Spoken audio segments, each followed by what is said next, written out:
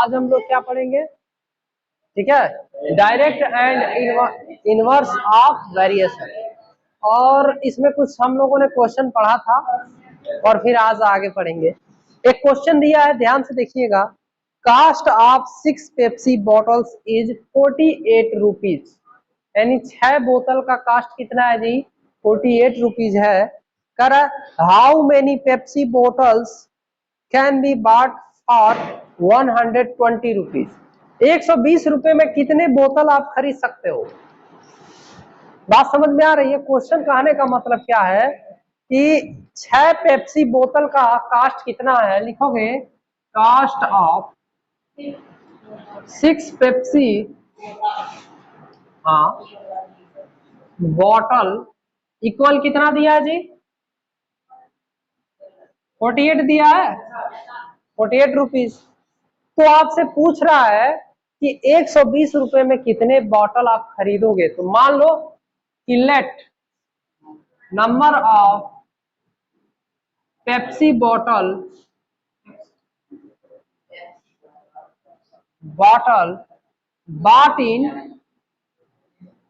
bought in 120 rupees, यही है ना जी। 120 रुपीज में आप कितने बोतल खरीदेंगे। यस भाई, हमें पता नहीं है, हमें पता ही नहीं है कि 120 रुपए में कितने बोतल हम खरीद सकते हैं, तो कितना मान लेंगे जी, यस। अब रेशियो समान होगा, सबका रेशियो इक्वल होगा ना, तो उसी को हम क्या करेंगे, प्रोपोर्शनल का यूज करके इसको लगा लेंगे। ध्यान से देखो, ये 48 है ना, 48 अपान क्या लिख सकते हो, 6 लिख सकते हो, लिख सकते हो। ये रूपी है, तरीका बता रहे हैं इसको, इस तरह के क्वेश्चन को कैसे सॉल्व किया जाता है। ये रुपए है ना जी, और ये क्या है, बोतल की संख्या है, और ये दोनों का रेशियो किसके इक्वल होगा, ये 120 डिवाइडेड बाय क्या हो जाएगा, यस। इनका जो रेशियो आएगा उसके रेशियो के क्या होगा, डायरेक्टली प्रोपोर्शनल होगा। क्या होगा, डायरेक्टली प्रोपोर्शनल होगा। अब देखो 6 से कट करो, 6 से कट करोगे 8 हो जाएगा, और यक्स यहां जाएगा तो 8x होगा, इक्वल टू क्या हो जाएगा, 120। डिवाइड कर दो, ये हो जाएगा 120 अपान क्या होगा, 8, और 8 से डिवाइड करोगे, 8 1 जा 8 और 8 5 जा 40, यानी x की वैल्यू कितनी आ गई, 50। यानी कितने बॉटल खरीद सकते हो, 15। रेशियो समान है तो यहाँ पे डायरेक्ट वेरिएशन होगा। कौन सा वेरिएशन होगा, डायरेक्ट वेरिएशन होगा, और डायरेक्ट वेरिएशन लगा के हम क्या करेंगे, आंसर निकालेंगे। इसको लिख लीजिए।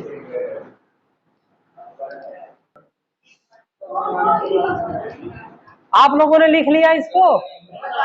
अब चलिए next question.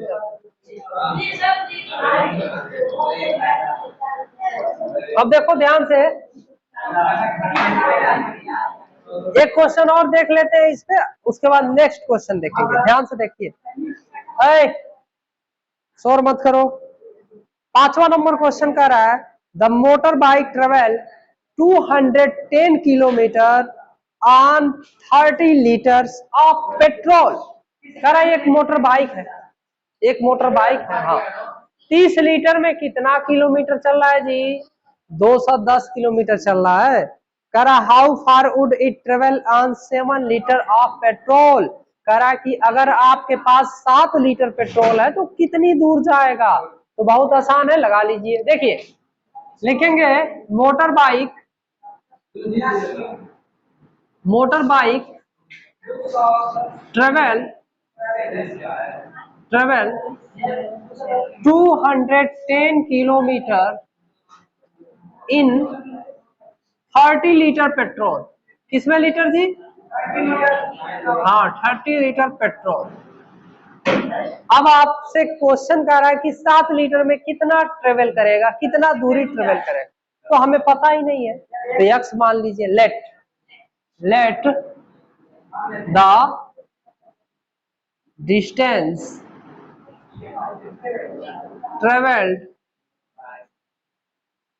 By motor bike, यहां पर लिख देंगे बाई मोटर बाइक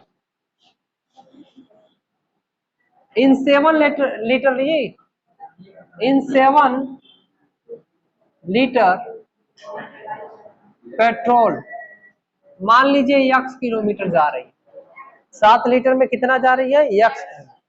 अब यहाँ पे डायरेक्ट वेरिएशन का हम फार्मूला लगाएंगे, कंसेप्ट लगाएंगे, ठीक है। और इन्वर्सन यहाँ पे क्या हो रहा है, घट रहा है, ध्यान से देखना। 210 किलोमीटर था 30 लीटर पेट्रोल में, और यहाँ पे क्या है 7 लीटर में पूछ रहा है, तो क्या हो रहा है आपका वेरिएशन, क्या हो रहा है, इन्वर्स हो रहा है, माइनस में जा रहा है, कम हो रहा है। तो चलो देखते हैं। ये 30 लीटर आप ऊपर लिख लो और दूरी आप क्या करो नीचे लिख लो, बराबर 7 लीटर आप ऊपर लिख लो और डिस्टेंस क्या करो नीचे लिख लो, आपकी मर्जी। आप डिस्टेंस को भी ऊपर लिख सकते हो और लीटर जो पेट्रोल दिया उसको लिखते हो, हाँ दोनों कोई लिखोगे, लेकिन ध्यान रहे अगर इसमें आप डिस्टेंस ऊपर लिखोगे तो इसमें भी डिस्टेंस ऊपर ही होनी चाहिए, हाँ डायरेक्टली प्रोपोर्शनल होता है ना। आ रहा समझ में। अगर पेट्रोल वाली वैल्यू यानी आयतन आप नीचे लिख रहे हो तो इसकी भी आयतन क्या करना है, नीचे लिखना है। आ रहा समझ में। अब चलिए सॉल्व करते हैं।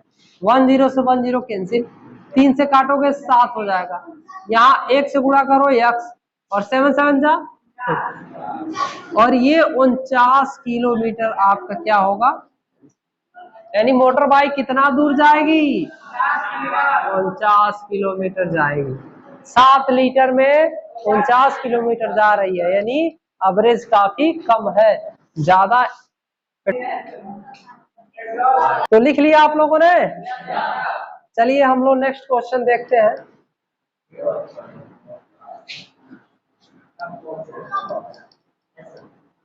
अब ध्यान से देखो, नेक्स्ट क्वेश्चन क्या कह रहा है, a worker earns 440 in 4 days.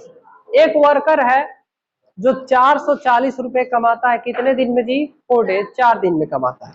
फिर कह रहा है in how many days he will earn 1540 rupees, यानी वह कितने दिन में 1540 रुपए कमा लेगा, यानी 1540 रुपए वो कितने दिन में कमा सकता है। जो भी वर्कर है भाई कुछ तो अर्निंग कर रहा है, 4 दिन में कितना कर रहा है, 440 रुपए कर रहा है ना।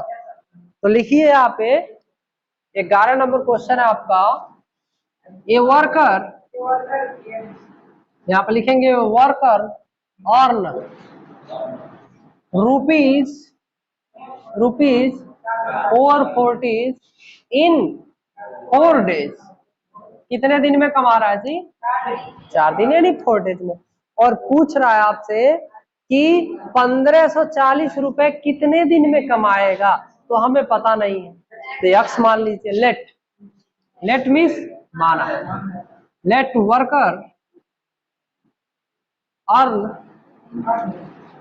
रुपीज 1540 है ना जी, इन x डेज, कितने डेज में जी, x डेज। भाई 440 4 दिन में कमा रहा है, तो 1540 कितने दिन में कमाएगा। तो चलिए हम लोग फार्मूला लगा लेते हैं, ये 440/4 लिखेंगे, ये रुपए है और डेज नीचे लिख लो, और ये क्या है, रुपए ऊपर लिख लो 1540, और x डेज है ना। अब समझ में आई, बात समझ में आई। सिंप्लीफाई कर लीजिए, 4 से काटेंगे तो क्या हो जाएगा 110, और x इधर जाएगा 110 इधर आएगा, 1540 डिवाइडेड बाई क्या हो जाएगा 110, काट लीजिए, 15 के में 15, 15 चौको 11, 11 से डिवाइड करोगे 11 के में 11, 4 बचा 11 चौको 44, यानी x की वैल्यू कितनी आ गई 14, यानी कितने डेज में समाप्त, हाँ 14 दिनों में 1540 रुपए वो क्या करेगा, अर्न कर लेगा, कमा लेगा, ठीक है। तो आज देख लीजिए, अच्छा क्लू में हम लोग चलते हैं, ध्यान से देखिएगा। ये लिख लिया आप लोगों ने, इसको मिटा दिया जाए और नेक्स्ट क्वेश्चन हम लोग चलते हैं, देखा जाए वो कैसे हो रहा है क्वेश्चन।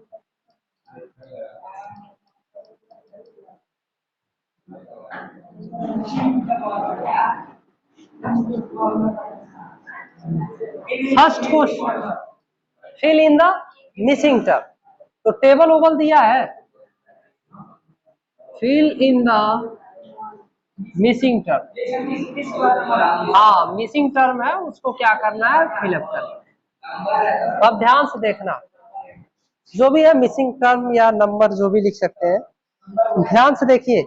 यहाँ पे जो टेबल दिया हुआ है ए और डी, ए की वैल्यू यहाँ पे 30 है, यहाँ पे कितना है जी 20, यहाँ पे कितना है 40, यहाँ पे कितना है 60, और ये मिसिंग टर्म है। तो बताइए कैसे सॉल्व करेंगे, बोलो। यहाँ पे कुछ नहीं है तो क्या मान लोगे, यक्स मान लो। यहाँ पे कुछ नहीं है तो क्या मान लोगे, वाई मान लो। अरे एक एक्स सेम तो नहीं रहेगा, अलग अलग भी आ सकता है, सेम भी आ सकता है, लेकिन हम एक्स वाई मान लेते हैं, ठीक है, अलग अलग मान लेते हैं। अब आपसे बताया गया था ये दोनों का रेशियो इसके बराबर होगा, इसका रेशियो इसके बराबर होगा, यानी सारे रेशियो आपस में क्या होंगे, इक्वल। तो चलिए कंपेयर कर लेते हैं। तो 30/12 होगा इक्वल टू क्या लिख सकते हो, 40/x लिख सकते हो। सिंप्लीफाई कर लीजिए, आ जाएगा। यहाँ देखिए, एक जीरो से एक जीरो काट लो आप, 3 से काटोगे ये 4 हो जाएगा, और 4 चौको 16, यानी x की वैल्यू कितनी आ गई, 16, यानी यहाँ पे क्या हो जाएगा 16। बात समझ में आई, सिंप्लीफाई कर लिया। ऐसे इन दोनों का रेशियो देखो, 40/16 इक्वल टू क्या लिख सकते हो, 60/y।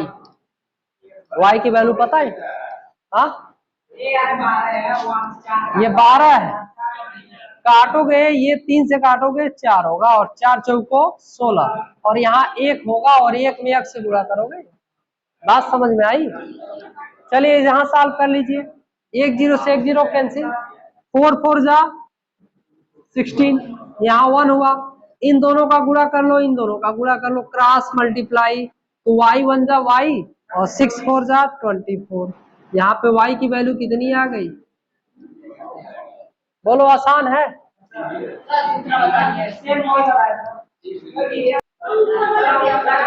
चलो इधर देखो, 1 मिनट, ये क्या है, ये आपका प्रोपोर्शनल में है, डायरेक्टली प्रोपोर्शनल में है, तो इसके लिए जानते हो क्या करना पड़ेगा, ये x का मान और y का मान थोड़ा सा इन दोनों का मल्टीप्लाई इसके इक्वल होगा।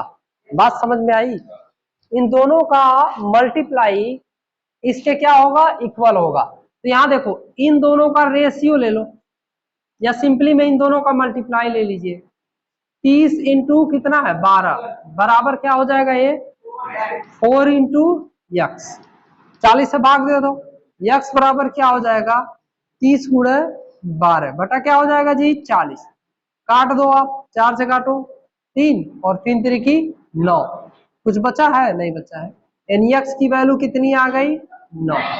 अब वही यही प्रोसेस यहाँ करेंगे, इन दोनों का मल्टीप्लाई किसके बराबर होगा, इसके बराबर होगा, तो 40 गुणे कितना हो जाएगा 9, बराबर 60 गुणे क्या हो जाएगा जी y, और 60 से यहाँ डिवाइड कर लो, 40 गुणे 9 और डिवाइडेड बाई 60, काट दो आप, 3 से काटोगे 3 दूनी 6, 3 3 ये भी 3 से काटोगे 3 3 9, और 3 दूनी 6, 2 से काट दो, ये 2 आ गया, ये हो गया आपका 6। y की वैल्यू कितनी आ गई 6, आ गई ना। तो मल्टीप्लाई सेम होना चाहिए, लिख लो।